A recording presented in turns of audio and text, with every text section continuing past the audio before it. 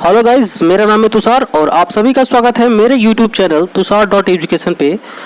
दोस्तों, आज के इस वीडियो में मैं आपसे बात करूंगा दीनदयाल उपाध्याय गोरखपुर विश्वविद्यालय में होने वाले एलएलबी और बीए एलएलबी के एंट्रेंस एग्जाम के बारे में, जहां पे हम आपसे बात करेंगे कि लीगल एप्टीट्यूड के सेक्शन से पूछे जाने वाले मोस्ट इंपॉर्टेंट क्वेश्चंस के बारे में, जो आपके एंट्रेंस एग्जाम के लिए बहुत ही ज़्यादा इंपॉर्टेंट होने वाले हैं। तो इस वीडियो में हम उन सारे महत्वपूर्ण प्रश्नों पे बात करेंगे जो आपके एंट्रेंस एग्जाम के लिए महत्वपूर्ण हैं। लीगल एप्टीट्यूड के सेक्शन से, विधिक अभिरुचि के सेक्शन से।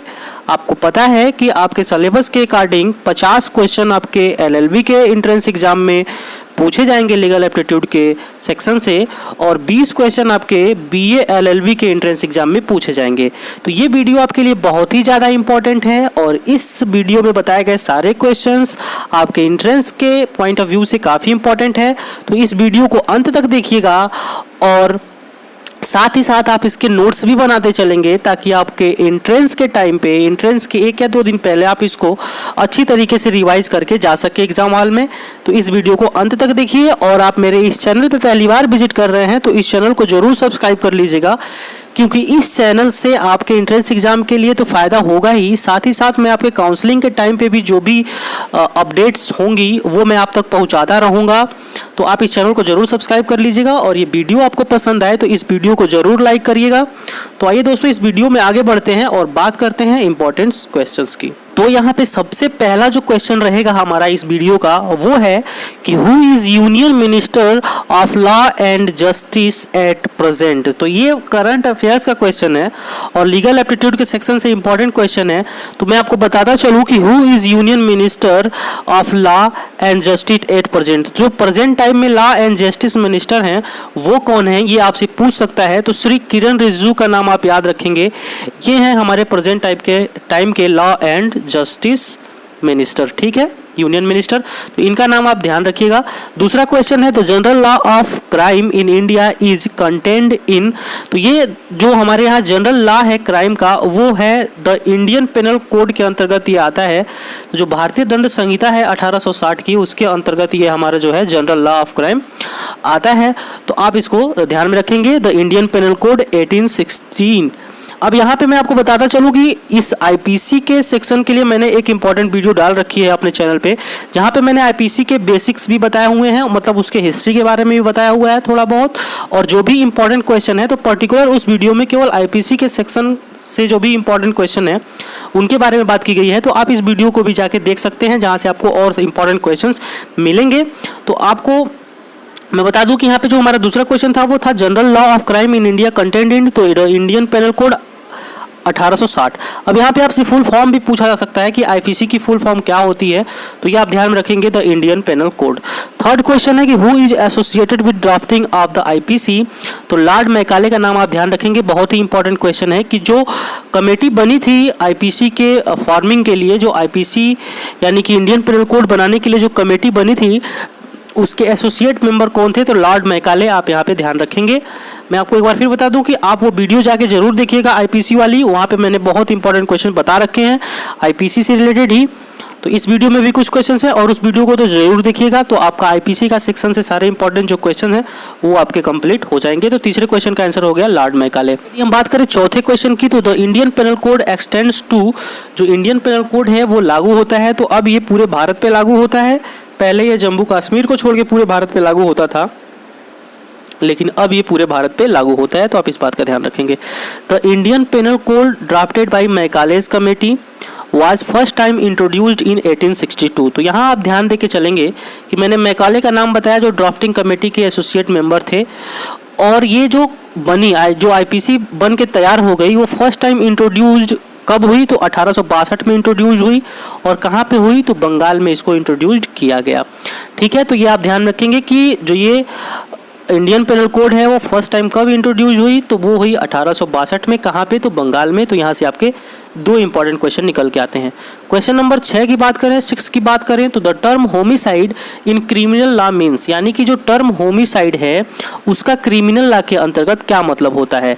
तो देखिए, इसका मतलब होता है killing of human being by another human being, यानी कि एक मानव जाति के द्वारा दूसरे मानव जाति की हत्या, ठीक है। यानी कि इस तरीके से हम कह सकते हैं कि एक मनुष्य के द्वारा दूसरे मनुष्य की हत्या करने की जो घटना है, एक तरीके से कहें तो वो उसको हम लोग बोलते हैं होमिसाइड।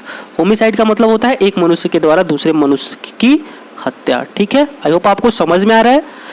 अगर आपको समझ में आ रहा है तो वीडियो लाइक करें और इस चैनल को जरूर सब्सक्राइब करिएगा। ठीक है, अब आइए हम क्वेश्चन नंबर 7 की। तो क्वेश्चन नंबर 7 की हम बात करें तो यहाँ पे एक टर्म दिया हुआ है, लीगल मैगजीन कहें तो वो है मेंस रिया। मेंस रिया बहुत ही इंपॉर्टेंट लीगल मैगजीन है आईपीसी के सेक्शन से।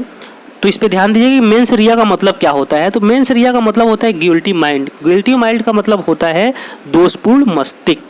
ठीक है, दोषपूर्ण मस्तिष्क। तो मेंस रिया का मतलब होता है गिल्टी माइंड, ये आपको ध्यान में रखना है। आइए हम बात करें क्वेश्चन नंबर 8 की। तो क्वेश्चन नंबर 8 में भी एक लीगल मैगजीन दिया हुआ है जिसको ध्यान से देखिएगा। एक्टस नॉन फैसिटरियम निसी मेंसिटरिया is a fundamental principle of, ये एक जो मूलभूत सिद्धांत है वो किसका है, तो वह है क्रिमिनल लाइबिलिटी का ये मूलभूत सिद्धांत है, फंडामेंटल प्रिंसिपल है। ठीक है, तो क्वेश्चन नंबर 8 का आंसर हो जाएगा आपका क्रिमिनल लाइबिलिटी। अगर आइए हम बात करते हैं क्वेश्चन नंबर 9 की। तो क्वेश्चन नंबर 9 में दिया हुआ है, इसमें भी एक लीगल मैगजीन की बात की गई है। इग्नोरेंटिया ज्यूरिस नेमेनियम एग्जॉस्ट स्टैंड्स फॉर, इसका मतलब क्या होता है, तो इसका मतलब होता है ignorance of law is no excuse. यानी कि यदि आप विधि की भूल करते हैं तो लॉ में उसे माफ नहीं किया गया है। तो इग्नोरेंटिया ज्यूरिस नेमेनियम एग्जॉस्ट का मतलब होता है ignorance of law is no excuse. तो ये हो गया 9 क्वेश्चन। अब हम आपसे बात करें क्वेश्चन नंबर 10 की। तो यहाँ पे दिया हुआ है जो क्राइम के स्टेजेस हैं उनके बारे में बात की गई है। तो there are 4 stages in the commission of crime. ये कौन कौन से 4 स्टेजेस हैं जिसको करने के बाद अगर कोई करता है तो ये कहा जाता है कि उसने क्राइम किया हुआ है। तो पहला है इंटेंशन, दूसरा है प्रिपरेशन, तीसरा है अटेम्प्ट और चौथा है कमीशन। यानी कि पहले उस व्यक्ति का इंटेंशन होना चाहिए और उसके बाद उसके लिए तैयारी और फिर अटेम्प्ट करना और बाद में उस अपराध को कारित कर देना यानी कि कमीशन करना। तो ये 4 स्टेजेस होते हैं। जब कोई इंसान इसको फॉलो करता है तब कहा जाता है कि उसने क्राइम किया हुआ है। तो ध्यान से देखिएगा कि how many stages for crime. तो ये 4 स्टेजेस होते हैं, intention, preparation, attempt and commission. ठीक है, क्वेश्चन नंबर 11 की बात करें तो the attempt to commit a crime is punishable. तो ये आईपीसी के अंदर पनिशेबल होता है कि जब आप किसी भी अटेम्प्ट को करते हैं, attempt to commit a crime, तो ये क्या है, पनिशेबल है अंडर आईपीसी। ठीक है, तो आपसे क्वेश्चन नंबर 12 की। तो इसमें इंजरी की बात की गई है। Injury under Indian panel code refers to, injury का मतलब क्या होता है इंडियन पेनल कोड के अंतर्गत। तो इसमें ध्यान दीजिएगा, any act illegally cause to any person in body mind reputation और प्रॉपर्टी। अगर किसी भी इलीगल कार्य से किसी व्यक्ति के बॉडी, माइंड और रेपुटेशन को क्षति पहुंचाई गई है तो उसे हम बोलते हैं आईपीसी के अंतर्गत इंजरी। ठीक है, क्वेश्चन नंबर 13 की बात करें तो local law under IPC refers to, यानी कि आईपीसी के अंतर्गत लोकल लॉ का मतलब क्या होता है, तो as a law applicable only to a particular part of India.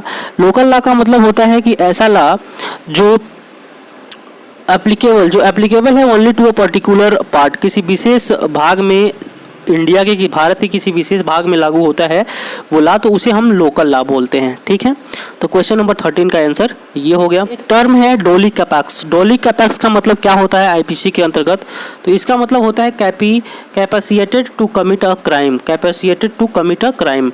I hope कि आप लोग साथ में नोट्स भी बनाते हुए चल रहे हैं। नोट्स बना लीजिएगा बिल्कुल, क्योंकि आपके एंट्रेंस के टाइम पे रिवीजन करने में काफ़ी हेल्पफुल रहेगा ये नोट्स, और सारे के सारे इंपॉर्टेंट क्वेश्चन हैं आपके एंट्रेंस एग्जाम के लिए।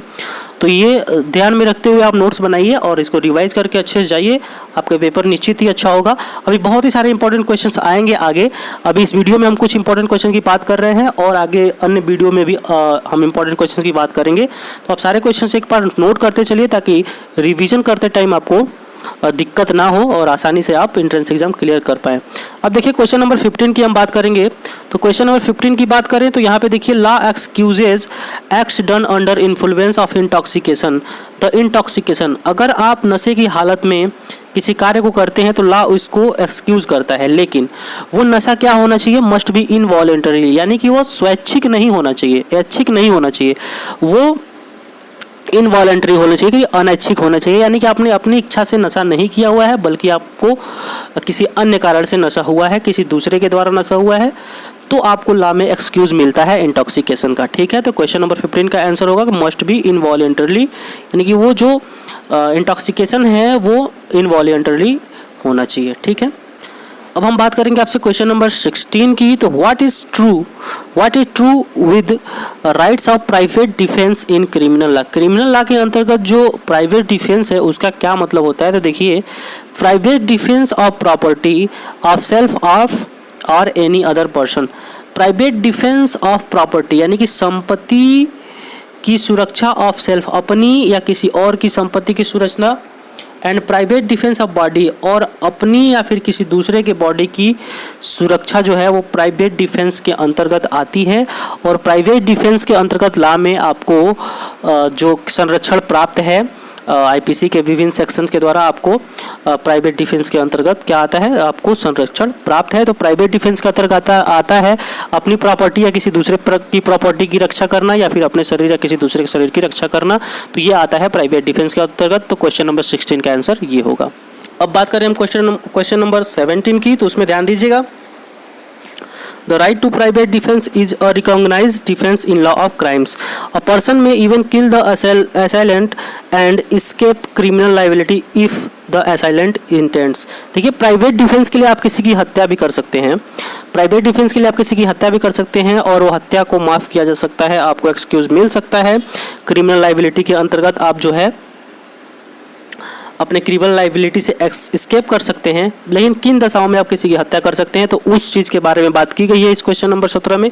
तो टू किल, अगर आपका जो हमलावर है जो आप पे हमला कर रहा है वो मारने के उद्देश्य से हमला कर रहा है, या फिर टू कमिट या रेप, या फिर वो रेप कर रहा है किसी का, या फिर खुद जिस व्यक्ति ने उसकी हत्या की है उसकी, और या फिर किडनैप करने की कोशिश की जा रही है, तो इन 3 दशाओं में आप उस व्यक्ति की हत्या कर सकते हैं और आप क्रिमिनल लाइबिलिटी से एस्केप हो जाएंगे आप आईपीसी के अंतर्गत, ऐसा नियम है। ठीक है, प्राइवेट डिफेंस के अंतर्गत।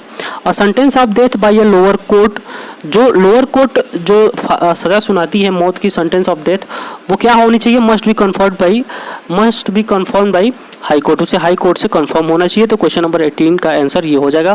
क्वेश्चन नंबर 19 की बात करें तो imprisonment for life in criminal law means, जो इम्प्रिजनमेंट होता है फॉर लाइफ, आजीवन कारावास होती है हमें क्रिमिनल लॉ के अंतर्गत, उसका मतलब क्या होता है, तो life imprisonment till the death of convict. तो इसका मतलब होता है कि व्यक्ति के मौत तक की सज़ा, लाइफ इम्प्रिजनमेंट यानी कि आजीवन कारावास जब तक उसकी मौत ना हो जाए।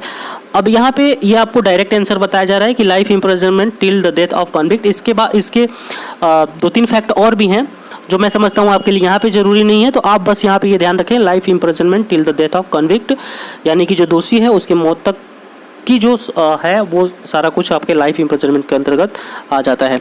Death sentence in criminal punishment system in India, तो डेथ सेंटेंस का मतलब क्या होता है, क्रिमिनल पनिशमेंट सिस्टम जो है वो इंडिया में उसके अंतर्गत, तो hanging of convict till death, यानी कि जो कन्विक्ट है, दोषी है, उसको तब तक लटकाए रखना जब तक उसकी मौत ना हो जाए। तो क्वेश्चन नंबर 20 का आंसर ये हो जाएगा। तो ये हैं 20 इंपॉर्टेंट क्वेश्चन जिसकी बात मैंने इस वीडियो में की है, और आगे मैं वीडियो में बात करूंगा आपसे 21 से लेकर 40 तक के क्वेश्चंस के बारे में। तो अभी ये 20 इंपॉर्टेंट क्वेश्चन है जिसको आप नोट डाउन कर लीजिए कहीं पे और रिवाइज करते रहिए बार बार, और बहुत सारे इंपॉर्टेंट क्वेश्चन मैं अलग अलग वीडियोस में लेके आऊँगा, करीब 5-6 पार्ट बन जाएंगे आपके 20, 25, 30 क्वेश्चन के। तो आप इन सारे वीडियोज़ को देखिएगा और इन सारे क्वेश्चन को एक पास नोट करते रहिएगा, और आप अपने एग्जाम के टाइम पे इसको रिवाइज करके जा सकते हैं। आई होप आपको ये वीडियो पसंद आई है, और कोई भी क्वेरी है तो आप हमें कमेंट बॉक्स में कमेंट करके बताएं, मैं उसको ज़रूर सॉल्व करूंगा। और आपको कोई भी क्वेश्चन ना समझ में आया हो तो आप उसको मेंशन कर सकते हैं कमेंट बॉक्स में। और आप इस चैनल पर नए थे तो आप इस चैनल को ज़रूर सब्सक्राइब कर लीजिएगा, इस वीडियो को लाइक करिएगा, और मैं जल्दी ही वीडियोज़ अपलोड करूँगा, तो आप जुड़े रहिए मेरे चैनल से और लीगल एप्टीट्यूड के सेक्शन को अच्छे से कवर करिए। बेस्ट ऑफ लक आपके एंट्रेंस एग्जाम के लिए, बने रहिए मेरे साथ, मिलते हैं किसी और वीडियो में, तब तक के लिए जय हिंद, जय भारत।